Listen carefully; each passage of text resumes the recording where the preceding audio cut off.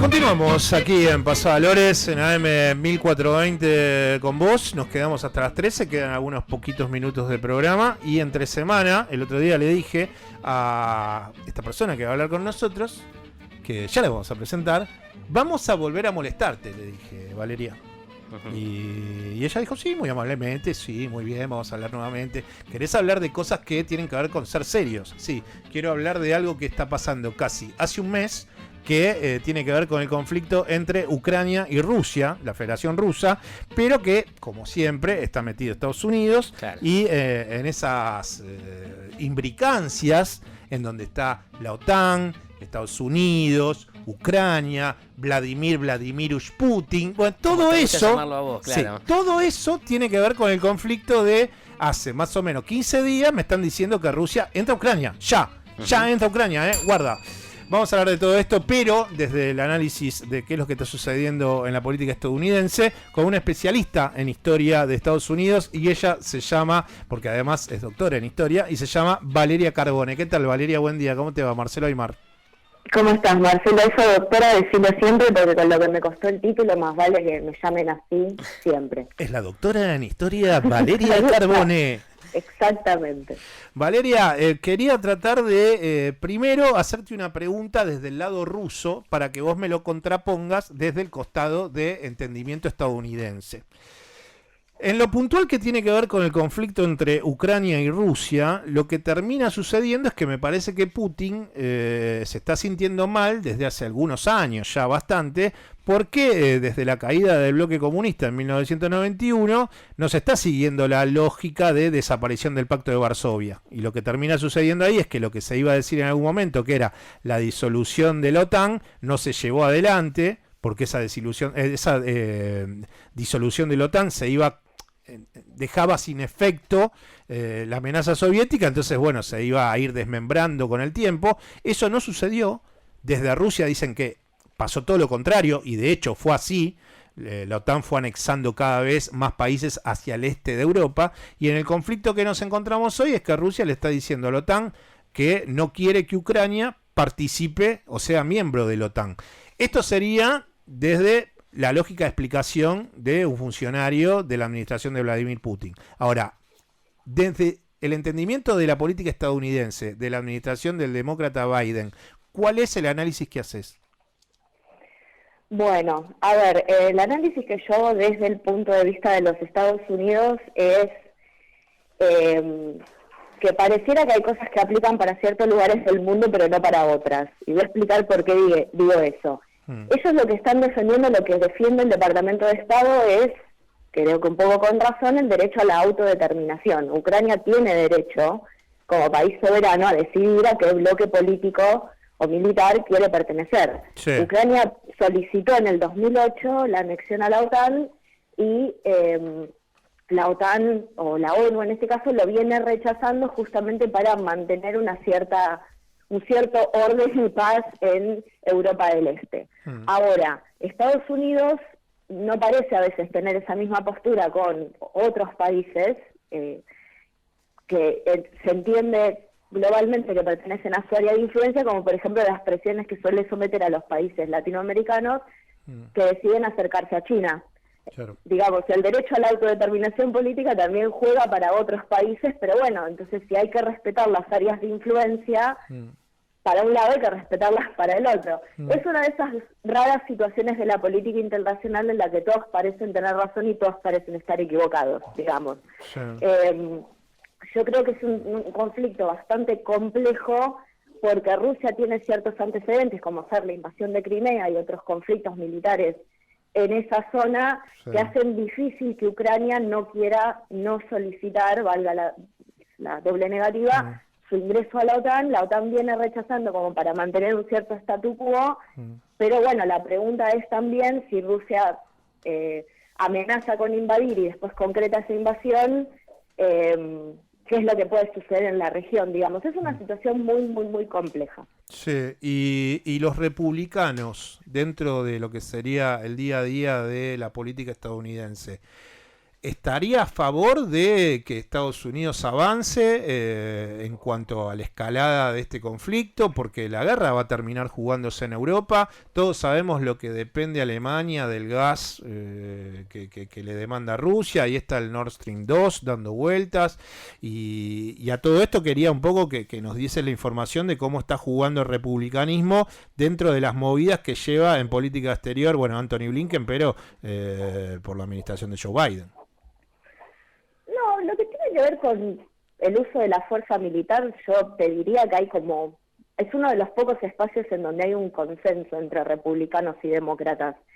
Yo te diría que desde la Segunda Guerra Mundial es como que el militarismo es parte de la política exterior norteamericana, porque bueno, como dice Barack Obama en su último libro, es parte de ser una superpotencia, no podés evitar eso, no sé, después si querés discutimos la veracidad de esa afirmación, pero es parte de eso, los dos, tanto demócratas como republicanos, son pro Departamento de Defensa, son pro militarización, y creen que esa es la forma en la que Estados Unidos tiene de reafirmar su poderío militar, sobre todo en una época en la cual su poderío en otras áreas es declinante, su poderío económico es declinante, su poderío político, sobre todo después de la última administración, ha declinado muchísimo. Pero Valeria, ninguna de las dos fuerzas piensa que el mundo miró esas imágenes de retirada totalmente desprolija del aeropuerto de Kabul, con gente cayéndose cuando salieron intempestivamente de las políticas que llevaron adelante durante 2 décadas en Afganistán. ¿No hay ningún análisis sobre eso? O sea, los dos apoyan seguir teniendo inserciones militares, sabiendo que para el mundo vienen de mostrar esas imágenes hace pocos meses atrás. Claro, pero por ejemplo para algunos republicanos eso es una forma de reafirmar qué es lo que sucede cuando Estados Unidos se retira militarmente de una zona en conflicto. Es como reafirmar su postura. Bueno, mira, ahí tenés lo que pasó cuando las fuerzas norteamericanas se fueron de Kabul, el desastre que dejamos atrás. Como que eso refuerza la lógica de que son fuerzas de pacificación, de que si ellos no se van, de que ellos permanecen en ese lugar es la única forma de estabilizar políticamente un país. A ver, como pasa con muchas cosas, la misma situación genera argumentos contradictorios o posturas diversas en los dos bandos. Sí, lo que tenés es dentro del Partido Demócrata un sector por ahí un poco más progresista que no es tan militarista, pero, y esto hago la salvedad, al mismo tiempo su menos militarismo se relaciona con la cantidad de dinero que reciben las Fuerzas Armadas y no tanto con el rol de los Estados Unidos en el exterior. O sea, las voces más vocales en ese sentido, que pueden ser las de Bernie Sanders, que son pacifistas directamente, sí, o Alexandria Ocasio-Cortez, la verdad es que son los menos. O sea, son 430 y pico de diputados y esas voces las contás literalmente con una mano. Así que, digamos, es como que en ese sentido sí encontrás un consenso. Me quiero detener en lo de Bernie Sanders, porque también en la semana estamos hablando de Bernie Sanders, que es uno de los líderes que, bueno, está bien, perdió en la interna con Joe Biden, pero es un hombre que tiene mucha edad, Bernie Sanders, que está superando los 75 años, no sé, tendrá casi 80. Sabemos de la edad de Joe Biden, y también en la semana con la líder de la Cámara de Representantes, con Nancy Pelosi, que tiene 81 años, también ella va a postularse a una renovación en lo que sería la presidencia de la Cámara de Representantes. Por el lado de los republicanos, su líder es Donald Trump, que también es una persona de edad. Todo esto lo quiero decir porque la pregunta sería, Valeria, ¿dónde está la juventud política en Estados Unidos? Son todos líderes que tienen arriba de 75, 80 años. Sí, no, me parece que eso igual es una tendencia que se ve en muchas partes del mundo, no solo en los Estados Unidos. Eso también que tiene que ver también con el fragmento etario que más vota, que es la gente que tiene más de 55. En Estados Unidos es el grupo etario que mayor cantidad de gente tiene empadronada y que mayor cantidad de gente va efectivamente a votar. Entonces, bueno, eso hace que generalmente la gente de más edad vote políticos que conoce, con cuyas ideas se siente más identificada. Lo que sí siempre yo hago cuando surge este tema, hago la salvedad de que las nuevas generaciones no necesariamente traen nuevas ideas políticas, Hubo una renovación etaria en el Partido Republicano de la mano de Trump. Hay muchos representantes muchísimo más jóvenes que se han metido en la política ahora y que reproducen ideas propias de la década del 50. Entonces yo en ese sentido creo que haría la salvedad de que sí, es un cambio generacional, lo que se necesita es un nuevo debate de ideas políticas, porque hay ideas que se están reciclando en forma muy peligrosa en Estados Unidos, y se están viendo tendencias que no se veían a nivel mundial desde la década de 1920, 1930. Entonces creo que en ese sentido es que además de la edad hay que escuchar con mucha atención qué es lo que están diciendo estos políticos nuevos que están llegando a la arena política. Te hago las últimas dos preguntas. La primera tiene que ver con, hace algunos días atrás yo estaba leyendo un artículo en donde hablaban del incremento de la inseguridad, de la violencia en la ciudad tal vez más emblemática de Estados Unidos, que es Nueva York, conjuntamente podríamos decir Los Ángeles también, pero en Nueva York lo que está sucediendo es que se incrementó la violencia, hay mayores robos, hay mayor escenas de violencia. Esto llevó a que los republicanos le dijesen a Biden que destinasen mayor cantidad de policías federales a lo que son estas circunscripciones o esta ciudad.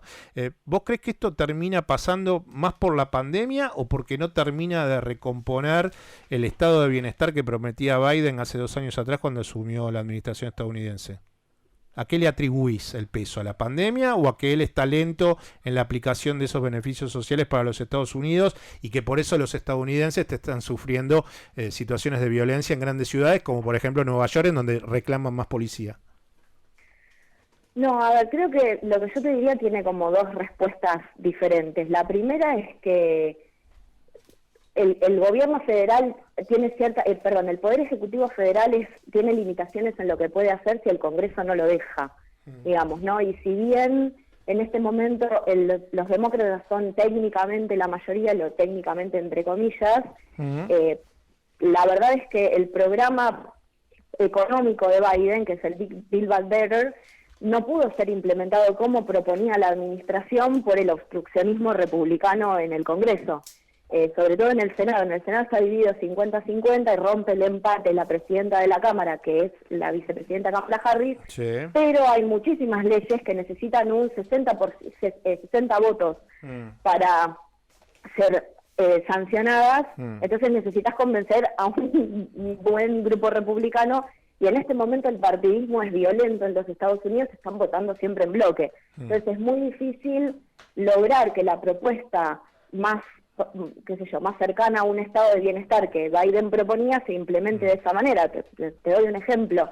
Este programa económico que ellos negociaron, se negoció finalmente, una parte se aprobó, que fue el programa de infraestructura, que es un programa dilatado hace 40 años ya, pero por $1 billón menos.